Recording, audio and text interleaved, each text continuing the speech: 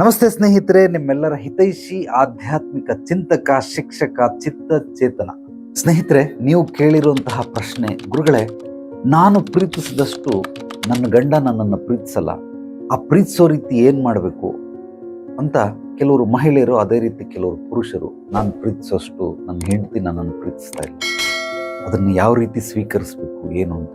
ಸ್ನೇಹಿತರೆ, ದಯಮಾಡಿ ನಿಮ್ಮೆಲ್ಲರಿಗೂ ಒಂದು ಕಳಕಳಿಯ ಮನವಿ ಏನದು ಅಂದರೆ, ಈ ಪ್ರೀತಿ ಅನ್ನೋದು ಲೆಕ್ಕಾಚಾರ ಅಲ್ಲ.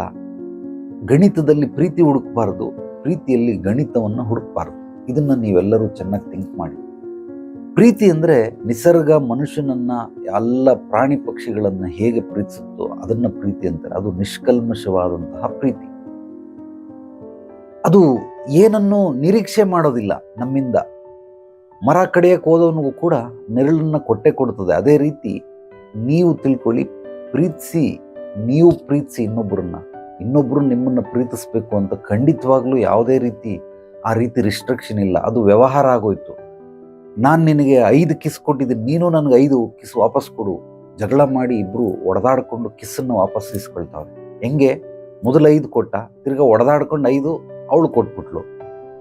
ಸೊ ಅದು ಅವ್ರ ದೃಷ್ಟಿಲಿ ಒಡೆದಾಟ, ಆದರೆ ನಿಸರ್ಗದ ದೃಷ್ಟಿಲಿ ಪ್ರೀತಿ ಇನ್ನೂ ಹೆಚ್ಚಾಯಿತು ಅಂತ. ಇದು ನಿಜವಾಗ್ಲೂ ವ್ಯವಹಾರ ಅಲ್ಲ ಪ್ರೀತಿ ಅನ್ನೋದು.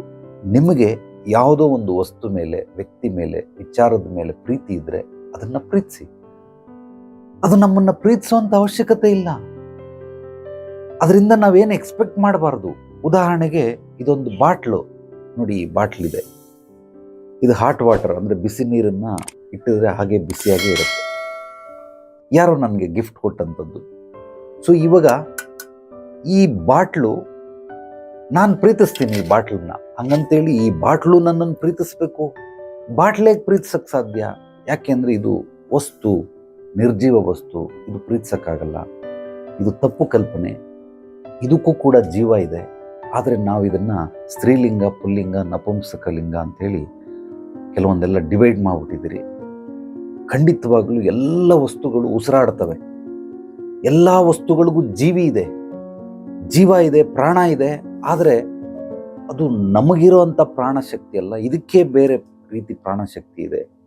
ಇದು ವಸ್ತುಗಳಾಗಿರೋದ್ರಿಂದ ಅದು ನಮ್ಮನ್ನು ಮಾತಾಡ್ತಾ ಇಲ್ಲ, ಅದು ನಮ್ಮನ್ನು ನೋಡ್ತಾ ಇದೆ, ಅದು ನಮ್ಮನ್ನು ಸ್ಪರ್ಶ ಮಾಡ್ತಾ ಇದೆ. ಆದ್ದರಿಂದ ನಮಗದು ಗೊತ್ತಾಗೋದಿಲ್ಲ.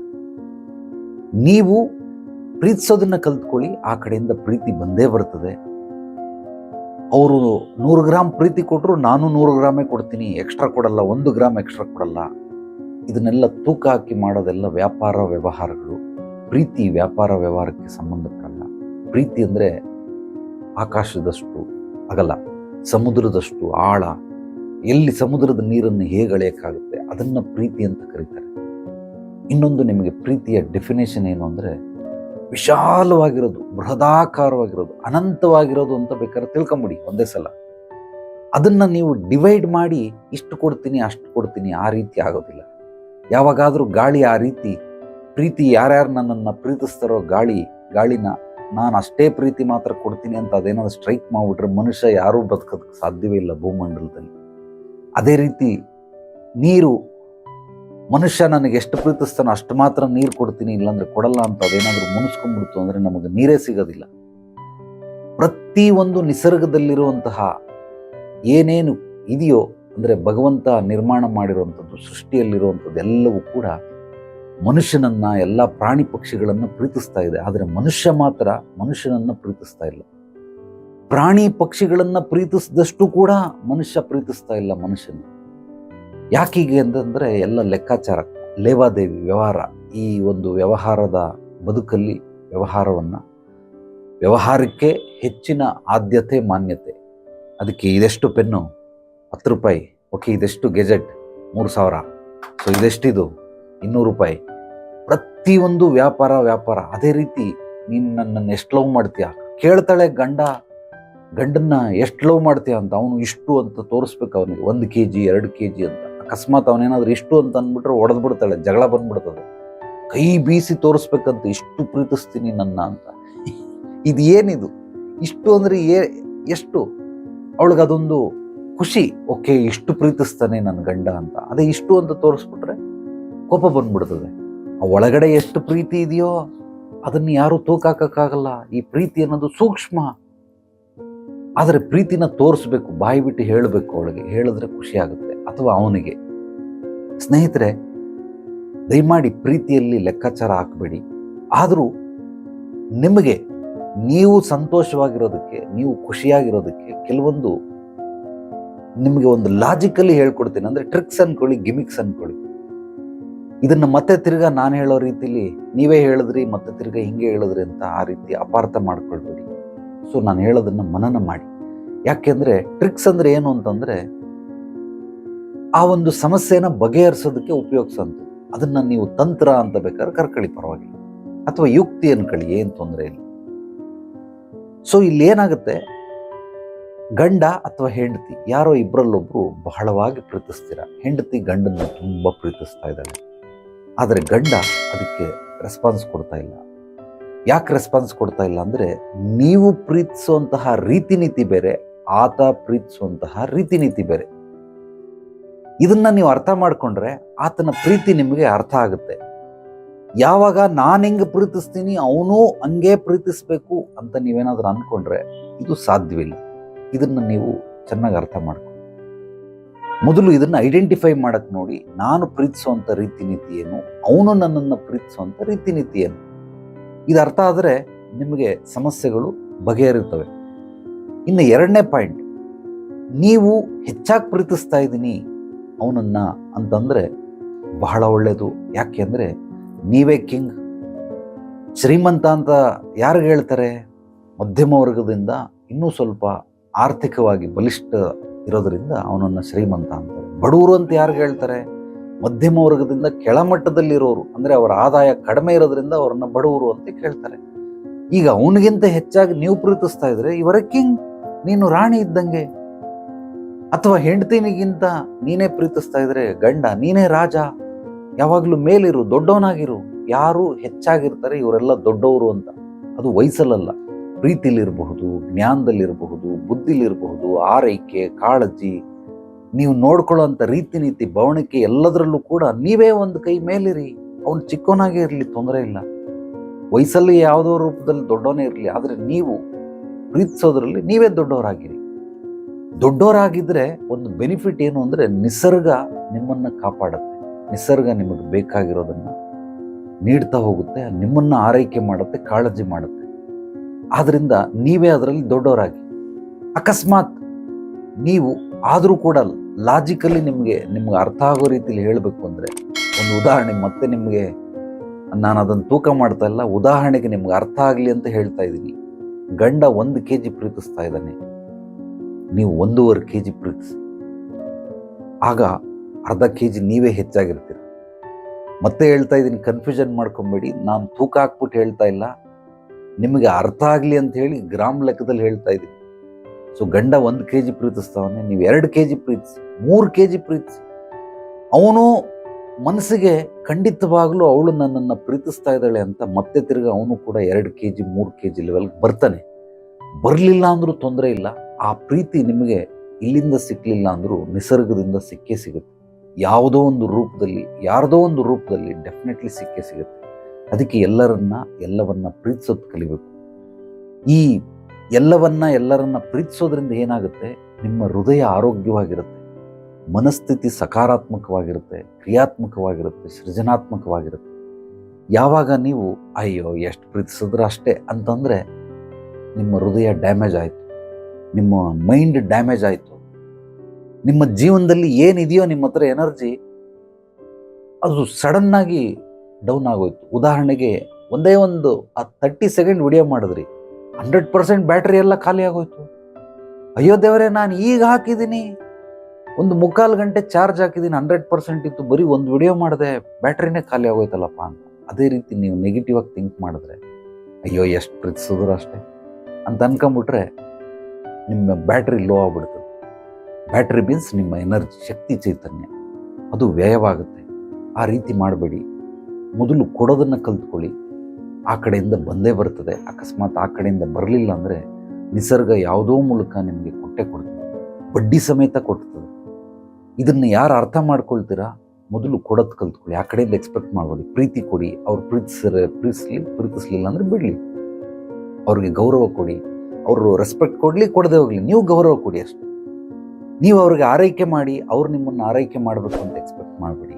ಅದು ನನ್ನ ಕರ್ತವ್ಯ, ನನ್ನ ಜವಾಬ್ದಾರಿ, ನನ್ನ ಇಷ್ಟ, ನನ್ನ ಆರೋಗ್ಯ, ದೈಹಿಕ ಮಾನಸಿಕ ಆತ್ಮಿಕ ಆರೋಗ್ಯನ ಅಭಿವೃದ್ಧಿ ಪಡ್ಕೊಳ್ಳೋದಕ್ಕೋಸ್ಕರ ನಾನು ಅವ್ರನ್ನ ಪ್ರೀತಿಸ್ತಾ ಇದ್ದೀನಿ. ಆ ಕಡೆಯಿಂದ ಎಕ್ಸ್ಪೆಕ್ಟೇಷನ್ ಮಾಡಬೇಡಿ. ನೀವೇನಾದರೂ ಎಕ್ಸ್ಪೆಕ್ಟೇಷನ್ ಮಾಡಿದ್ರೆ ಎಕ್ಸ್ಪೆಕ್ಟೇಷನ್ ಹರ್ಟ್ಸ್ ಮೋರ್ ಅಂತ ಕರೀತಾರೆ. ಆದ್ದರಿಂದ ನಿರೀಕ್ಷೆಗಳು, ನೀವೇನಾದರೂ ಇನ್ನೊಬ್ಬರ ಮೇಲೆ, ನಿಮ್ಮ ಮೇಲೆ ನಿಮಗೆ ನಿರೀಕ್ಷೆ ಇರಲಿ, ಇನ್ನೊಬ್ಬರ ಮೇಲೆ ನಿರೀಕ್ಷೆ ಇಟ್ಕೊಂಡ್ರೆ ಅದು ನಿಮ್ಮನ್ನು ನಿಜವಾಗ್ಲೂ ಹರ್ಟ್ ಮಾಡುತ್ತೆ. ಯಾಕೆಂದರೆ ಮನುಷ್ಯನ ಒಂದು ಮನಸ್ಥಿತಿ ಒಂದೇ ರೀತಿ ಇರೋದಕ್ಕೆ ಸಾಧ್ಯವಿಲ್ಲ, ಬದಲಾಗ್ತಾನೆ ಇರುತ್ತೆ, ಚೇಂಜ್ ಆಗ್ತಾನೆ ಇರುತ್ತೆ. ಆ ಚೇಂಜ್ ಆಗೋದನ್ನು ನೀವು ಅಕ್ಸೆಪ್ಟ್ ಮಾಡ್ಕೊಳ್ಳಲ್ಲ. ಎಲ್ಲರೂ ಕೂಡ ನಿನ್ನೆ ಹಂಗಿದ್ದ ಇವತ್ತು ಹಂಗೆ ಇರಲಿ, ನಾಳೆನೂ ಹಂಗೆ ಇರಲಿ, ಇರೋದಕ್ಕೆ ಸಾಧ್ಯವಿಲ್ಲ. ನಿನ್ನೆ ಒಂದು ರೀತಿ ಇರ್ತಾನೆ, ಇವತ್ತೊಂದು ರೀತಿ ಇರ್ತಾನೆ, ನಾಳೆ ಒಂದು ರೀತಿ ಇರ್ತಾನೆ, ನಾಳಿದ್ದು ಒಂದು ರೀತಿ, ದಿನನಿತ್ಯ ಮನುಷ್ಯ ಬದಲಾಗ್ತಾನೆ ಇರ್ತಾನೆ. ಅದನ್ನು ನೀವು ಅಕ್ಸೆಪ್ಟ್ ಮಾಡ್ಕೊಂಡ್ಬಿಡ್ಬೇಕು ಫಸ್ಟ್. ಅದಕ್ಕೋಸ್ಕರ ನಿರೀಕ್ಷೆ ಇನ್ನೊಬ್ಬರ ಮೇಲೆ ಇರಬಾರ್ದು, ನನ್ನ ಮೇಲೆ ನನಗೆ ನಿರೀಕ್ಷೆ ಇರಬೇಕು.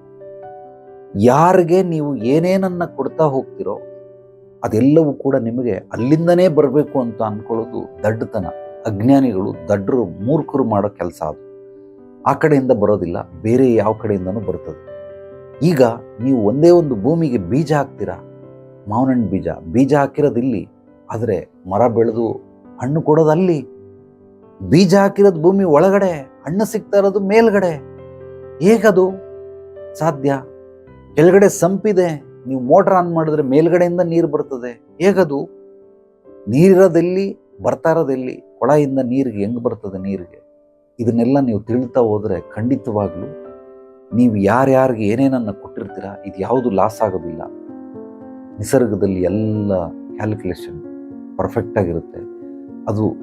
ಅದು ಕೊಡೋದು ಫಲಿತಾಂಶ, ಮನುಷ್ಯ ಎಲ್ಲ ಕೊಡೋದು. ಆದ್ದರಿಂದ ಮೊದಲು ಪ್ರೀತಿಸೋದನ್ನು ಕಲಿತು, ಮಕ್ಕಳನ್ನು ಪ್ರೀತಿಸಿ, ಮಗಳನ್ನು ಪ್ರೀತಿಸಿ, ಮಗನ್ನ ಪ್ರೀತಿಸಿ, ತಾಯಿ ತಂದೆ, ಅಣ್ಣ ತಮ್ಮಂದಿರು, ಅಕ್ಕ ತಂಗಿರು, ಯಾರ್ಯಾರಿದ್ದಾರೆ, ಅತ್ತೆ ಮಾವ, ಚಿಕ್ಕಪ್ಪ ಚಿಕ್ಕಮ್ಮ, ಇವ್ರನ್ನ ಎಲ್ಲರನ್ನೂ ಪ್ರೀತಿಸಿ, ಪರವಾಗಿಲ್ಲ. ಅಕಸ್ಮಾತ್ ನಿಮಗೆ ಪ್ರೀತಿಸೋಕ್ಕೆ ಇಷ್ಟ ಇಲ್ಲ ಅಂದರೆ ಯಾರು ನಿಮ್ಮ ಒಡನಾಟದಲ್ಲಿ ಇರ್ತಾರೆ ಇಂಥವ್ರನ್ನಾದ್ರೂ ಪ್ರೀತಿಸಿ.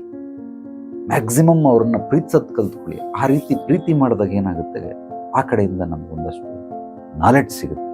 ಅಂದರೆ ನಿಸರ್ಗದಿಂದ ನಮಗೆ ಅವಾರ್ಡ್ ಸಿಗುತ್ತೆ, ಸರ್ಟಿಫಿಕೇಟ್ ಸಿಗುತ್ತೆ. ಸರ್ಟಿಫಿಕೇಟ್ ಅಂದರೆ ಮನುಷ್ಯ ಮಾಡಿ ಪ್ರಿಂಟ್ ಮಾಡಿರೋ ಸರ್ಟಿಫಿಕೇಟ್ ಅಲ್ಲ, ಆರೋಗ್ಯ ಅನ್ನೋ ಸರ್ಟಿಫಿಕೇಟ್. ಮನ ಮಸ್ತಿಷ್ಕದಲ್ಲಿ ಶಕ್ತಿ ಚೈತನ್ಯ ಪ್ರಾಪ್ತಿಯಾಗುತ್ತೆ, ಆರೋಗ್ಯ ಪ್ರಾಪ್ತಿಯಾಗುತ್ತೆ, ನಿಮಗೆ ಹೆಚ್ಚು ಆಯುಷು ಐಶ್ವರ್ಯ ಪ್ರಾಪ್ತಿಯಾಗುತ್ತೆ.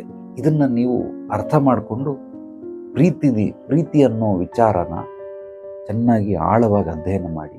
ಪ್ರೀತಿ ಅಂದರೆ ಅದು ಈ 2 ವೇ 1 ವೇ ಆ ಥರ ಅಲ್ಲ, ಅನ್ಲಿಮಿಟ್ ಅಂತ. ಪ್ರೀತಿ ಅಂದರೆ ಅನ್ಲಿಮಿಟ್. ಮಗಳಿಂದ ನನಗೇನು ಎಕ್ಸ್ಪೆಕ್ಟೇಷನ್ ಇಲ್ಲ, ಮಗಳು ಈ ಥರ ಆಗಬೇಕು, ಹಿಂಗಾಗ್ಬೇಕು, ಹಂಗಾಗ್ಬೇಕು, ಹಿಂಗೆ ಮಾಡ್ಬೇಕು, ಆ ಥರ ಏನೂ ಲಿಸ್ಟ್ ಇಲ್ಲ. ಮಗಳ ಖುಷಿಯೇ ನನ್ನ ಖುಷಿ, ಮಗನ ಖುಷಿಯೇ ನನ್ನ ಖುಷಿ. ಮಗ ಹೇಗಿರೋಕ್ಕೆ ಇಷ್ಟಪಡ್ತಾನೆ ಅದಕ್ಕೆ ನಾನು ಸಪೋರ್ಟ್ ಮಾಡ್ತಾ ಹೋಗೋದೇ ಪ್ರೀತಿ. ಅದು ಬಿಟ್ಟು ಆತನನ್ನು ವಿರುದ್ಧವಾಗಿ ಒಂದು ಗೊಂಬೆ ಥರ ಮಾಡಿಕೊಂಡು ಹಿಂಗೆ ಕೀ ಕೊಟ್ಟಾಗ ಹಿಂಗೆ ಹೊಡಿತಾ ಇರ್ತದೆ. ಸ್ಟಾಪ್, ಮತ್ತೆ ತಿರ್ಗಾ ಕೀ ಕೊಡು, ತಿರ್ಗಾ ಆಟ ಆಡು. ಏಕೆಂದರೆ ಸೌಂಡ್ ನಮಗೆ ಮಜಾ ಕೊಡ್ತದೆ. ಅದಕ್ಕೋಸ್ಕರ ಕೆಲವರು ಅಪ್ಪ ಅಮ್ಮಂದಿರು ಮಕ್ಕಳನ್ನ ಗೊಂಬೆ ಮಾಡ್ಕೊಂಬಿಟ್ಟಿರ್ತಾರೆ. ಅದು ಸಣ್ಣ ಮಕ್ಕಳಲ್ಲಿದ್ದಾಗ ಓಕೆ ನಡೆಯುತ್ತೆ. ದೊಡ್ಡವರು ಕಾಲೇಜ್ಗೆ ಹೋಗ್ತಾನೆ, ಅವನಿಗೆ ಕೀ ಕೊಡ್ತಾಳು ಅವರಮ್ಮ.